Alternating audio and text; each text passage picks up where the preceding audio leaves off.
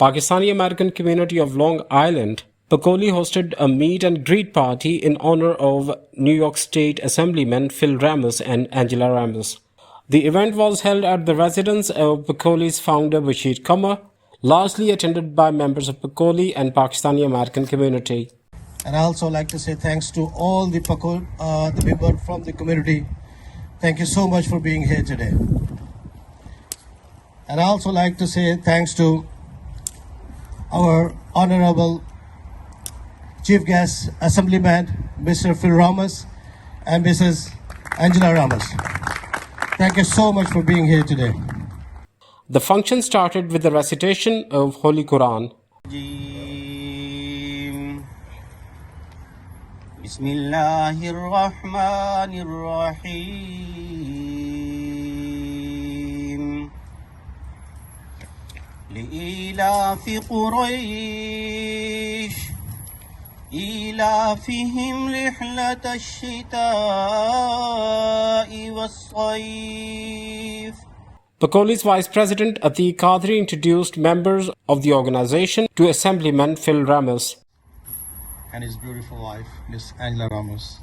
Those who are attached to the Facebook, they can see their activities. Every day they are bringing smiles to so many faces. My job was to introduce my fellow Pacolians. I will be very short and brief. First of all, the host of this program and the founder of Pacoli, Mr. Bashir Qamar. Then we have President Pacoli, Mr. Asim Malik. He's on the back, he's in charge of the food. Thank you so much for bringing such tasty food. He is a businessman and Pacoli president. Then we have Mr. Salman Zafar. He is Vice President Pacoli and he's also having a job with medical and health insurance company. And then we have our controller, Mr. Salman Sheikh. SS Reality is his business and he is dealing with real estate and mortgage. Next in chain of command is our Joint Secretary, Mr. Ayaz Siddiqui. Pacoli's President Asim Malik, while addressing the event, highlighted the importance of Pacoli between Pakistani American community and mainstream America. It's my pleasure to represent the vibrant organization Pakistani American community of Long Island as a president who helps build a relationship with mainstream America. Today's event is the chain of events towards our very goal. I would like to welcome our chief guest, Assemblyman Phil Ramos, our great Pacoli team and other guests in our community.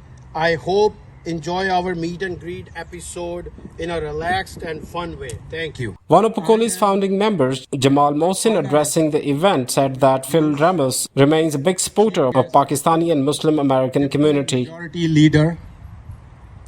He is a son of an ordinary parents, correction officer and a nurse, delivering an extraordinary results since 2003 for his constituents.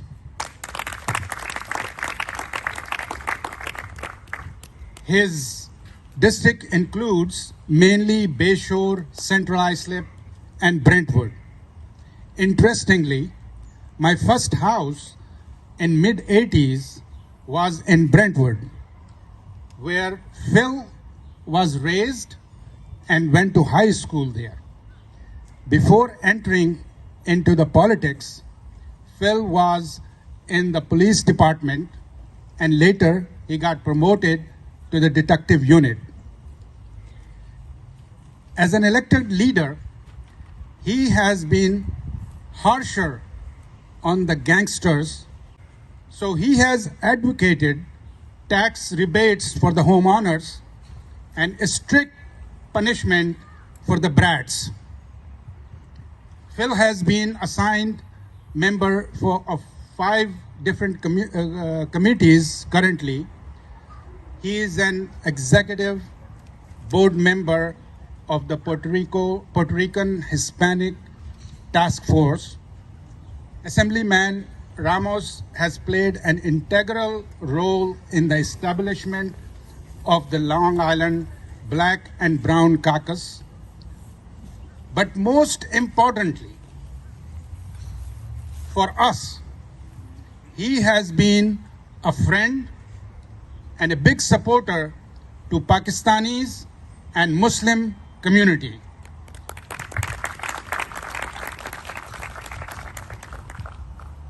Two years ago, Phil helped us proclaim March 23rd as Pakistan Day in New York Assembly, and has been a courageous voice for oppressed Muslims in different parts of the world. Pacoli's founder Bashir Qamar presented a bouquet to Phil Ramos when he was invited to address the audience. Phil Ramos, while addressing the community, said that Pakistani and Muslim community is like his family and he has worked very hard for their rights. Atiq, thank you. Mr. Malik, thank you. The rest of the esteemed board, I want to thank you so much for having me here. I'm a little shorter, so hopefully you can hear me. And I want to thank you for having me. It's always a pleasure to be able to come out, for my wife and I to come out and share with you. You know that the Muslim community, Pakistani community is, to me, family. I always sought to be an elected official that doesn't just give you words, that gives you actions. Doesn't just come around to your mosque and say that you're wonderful people, but then stay silent. I try and deliver because I believe that's what elected officials should be doing. And we should learn a little bit about the people that we represent. And, I honestly have to say that 20 years ago, when I became an assemblyman, I knew very little about the Muslim community. But at that time, I hired a Pakistani Muslim, Abraham Khan. Some of you might know him. He came to my office, and from him, I started to learn about the Muslim community. I went to the Bayshore Mosque, and I started to meet some of you actually I met back then. And that is how that friendship and that alliance came about. And we have a growing Muslim community in my district. Since then, I've made a concerted effort, not only, as I said, to speak and help that Muslims be part of our democracy, not just from the outside asking elected officials to do something for you, but Muslims and Pakistanis should be on the inside, creating policy, pushing the envelope, letting us know what their needs are. And over the course of 20 years, I have hired over 12 Muslims in my office. Most of them have been Pakistani. Many of you know them. And many, after working in my office, have gone on to bigger and better things. Everyone knows Abraham Khan, who was the first Muslim that I hired. He is now chief of staff for Tish James, our attorney general in the entire state of New York. Everyone knows Arthur Tamizi, right? Another young man who really rising star. He's out there. He's making six figures now after he left. Everyone makes a lot of money after they leave me, but except for us. But he is out there and he's traveling the United States, not just on Long Island. He's traveling the United States, forming alliances with the Muslim community. He took the knowledge that he learned in my office of organizing, and he's applying that to a bigger picture and doing a lot of great things. Testing, can you? Yeah. Oh, we can hear you. You can hear me, right? Yeah, okay. So in addition, many of the young Muslims we brought in, my wife has been working with a lot of the young women Muslims, organizing them, teaching them how to work campaigns. And now we see other organizations coming up and they're replicating what you did. And all to the benefit of the Muslim community. And now elected officials are starting to learn about your community, but we have to take it a step further. Like I said, elected officials should not just come to your mosque, take pictures with you, and say you're wonderful people, and then when atrocities happen against Muslims, they stay quiet. They shouldn't come by election time and say, vote for me, and then when Peter King, a congressman, stands up and he says there's too many mosques in this country, they stay silent. They don't say a word, but they come around next election cycle. They say nothing. They do nothing. The Muslim community has goodwilled, but it's a point where you now should be drawing that line. You should be expecting accountability, action from elected officials, not just an embrace and friendship and a photo. And when I say action, that translates to three things. One is legislation. Legislation that helps the Muslim community. I've passed several bills myself. I know I have the one bill. There's an issue with Muslim women throughout New York State. When they go to public pools, in some areas they're being told that they can't swim there using Muslims meet the code, which is totally not true. I passed a law that makes that discriminatory with penalties. That can't happen. We helped with the Muslim community organize in my area, and you guys, some of you might have participated in that, where we went to the Brentwood schools and we asked the schools to attend to the needs of Muslim community. And as a result of that relationship and those Muslims speaking out, now the Brentwood schools has Eid holiday and they have a prayer room for the Muslim students. Besides legislation, the second thing that you need is policy. With the swipe of a pen, a governor can change policy. With the swipe of a pen, your county executive can translate documents into Urdu for Muslims, Pakistani Muslims in the county. Same thing in Nassau County. Though that is policy that you don't need any votes for. The executives can do that, and you should be asking for that. Not just a picture, you should be asking for that results. Thirdly, you should be asking for funding.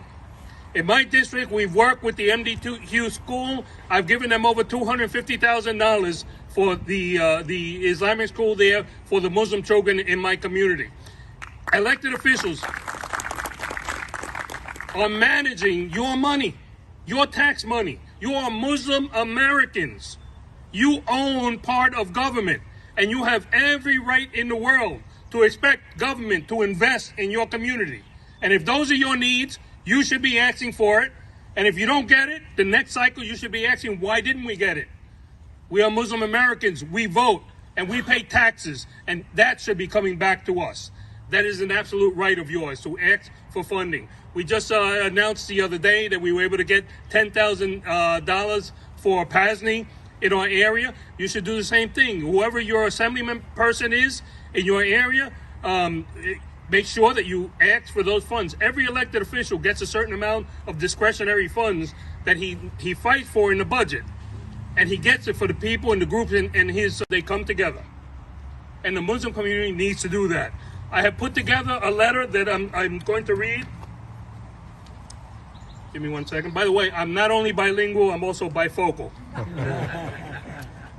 Mr. Siddiqui, this is the first time I'm reading this. This is going out tonight. On June 20, 2021, at the graduation ceremony of the Weekly Heights School, a young Muslim student named Huda Ayas was selected by the school district to speak and address the audience. During her eloquent speech, she called for humanity, for people to speak out when they see atrocities anywhere in the world.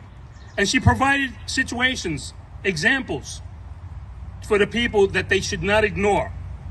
The list of instances she cited included ethnic cleansing of the Palestinians. Some audience members booed her. They booed her words. One yelled out to the 17-year-old woman, "Go back to Pakistan."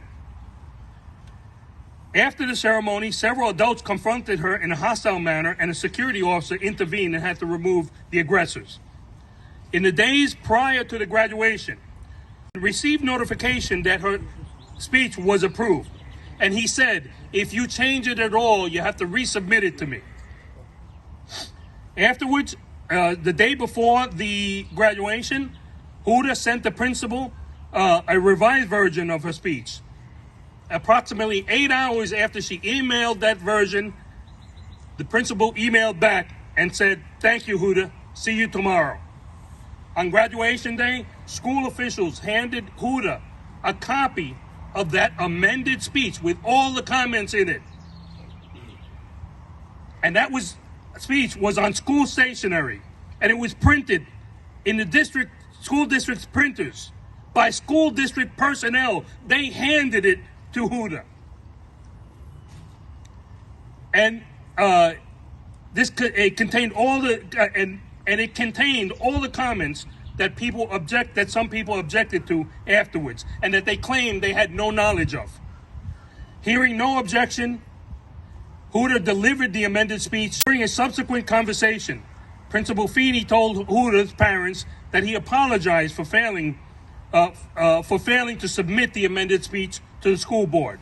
Shortly thereafter, the school sent out a district-wide letter to everybody in the district apologizing for Huda's opinion. In addition, they characterized her comments as political. The letter went on to absolve the school district of any responsibility, and they blamed Huda for changing her speech without their knowledge, even though they handed her the speech with all those comments in it. In fact, she did not mention any, they said that her comments were political. She did not mention any elections or partisan politics or political parties, but rather she spoke of civic responsibility to speak out on what she deems to be atrocities. Nothing whatsoever political was said. In a clear dereliction of duty, they did not address any of the aggressive acts directed at student Huda. After, again, I know that and I'm sorry to be a little bit long-winded, but these are all things that I think is important that I share with you. We're going to have a question and answer where I can address your issues. I want to, again, thank you for that wonderful introduction. You introduced me as Deputy Majority Leader, but I'm proud to announce that I've just been promoted to Assistant Speaker of the House for all of New York City. Wow. Thank you. Wow, beautiful. Yes, Mr. Speaker. Yeah. First of all, thank you very much for such a nice speech, and you're always our friend. I had just one comment and one question. That a lot of time we see that assemblymen or politicians, they try to avoid taking one side, but we see your brave leadership, that you are never shy of supporting the right and just cause. So like we see in the recent incident, you are the only one who support the Palestinian cause, and right now you are very vocal for Huda cause. So my question is that I'm positive that these cowardly act of others who might send you the email, phone calls, shall not deter you from your brave steps. Of course not. I do not walk back my comments. I stand by the comments.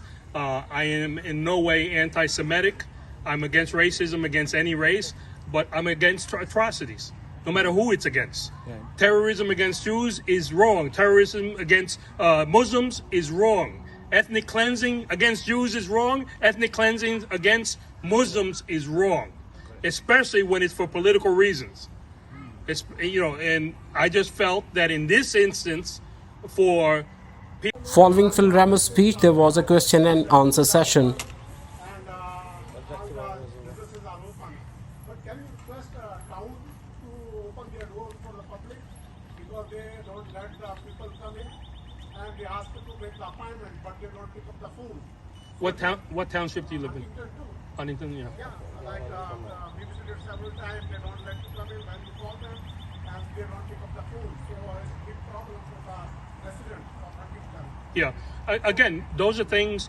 I'm sure that you have a mosque over in Huntington in that area there. I'm sure that the town officials are coming around there every election time to your mosque. Those same town officials have the direct power. I'm a state assemblyman, so I don't govern the towns, but they, so I end up in a lot of times serving as a voice, but I don't have direct control of it. But those elected officials who come to your mosque, it's time to call them in. It's time to call them in and say, hey, you came to our mosque, our people need access to government. You can't just shut the doors and then not answer the phones. You have to respond to us. So if you're familiar with your councilman, reach out to them. If you're not familiar with them, call my office. I have my business cards. Anyone who needs my business cards, I'll give it out. We'll find out who they are and we'll get you the contact information. And while you're on that note, I just want to offer to everybody else, you have young people in your households there who are in college or they're high school students. I offer internships in my office. They're volunteered internships. But 1, 2, 3. Okay. 1, 2, 3. Pakistan Zindabad! Okay. Thank you. Bashir Kamba, in his closing remarks, appreciated Phil Ramos for his work for Pakistani and Muslim community. You know the power of the votes, and we know our votes are very important, and it is always on your side. And we know who is working, and who is not working. Politicians always say something, but they don't follow it. And you are the one who is always very friendly and very honest, in not only in the politics but in the relationship also. And as our assemblyman, we value you, we value your words, and we understand that you are a very honest politician who are always looking after the community. So nice of you, and we welcome you at our home. Thank you very much.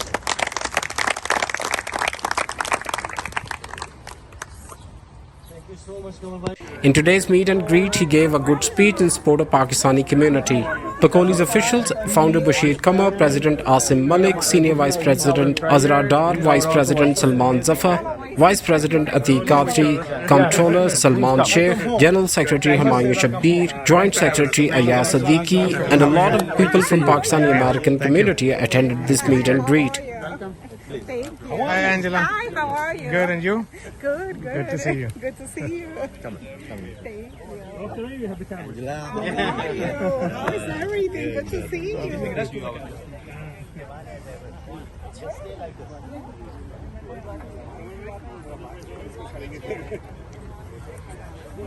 वालेकुम सलाम है ना तो मैंने आपको कहा था आपको मिलवाएंगे हम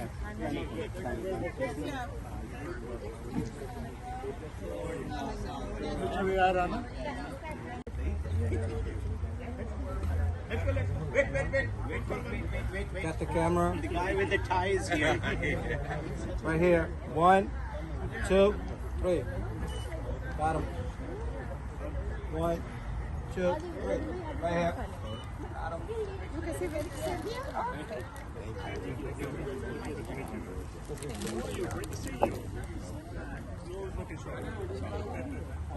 Nobody sitting here? No. Thank you.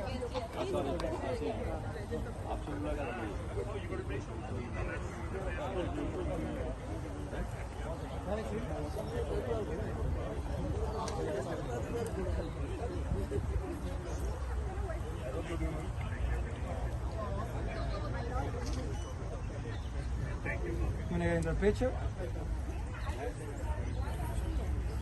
Assemblyman Phil Ramos. Got the camera. Ramos is here tonight with us.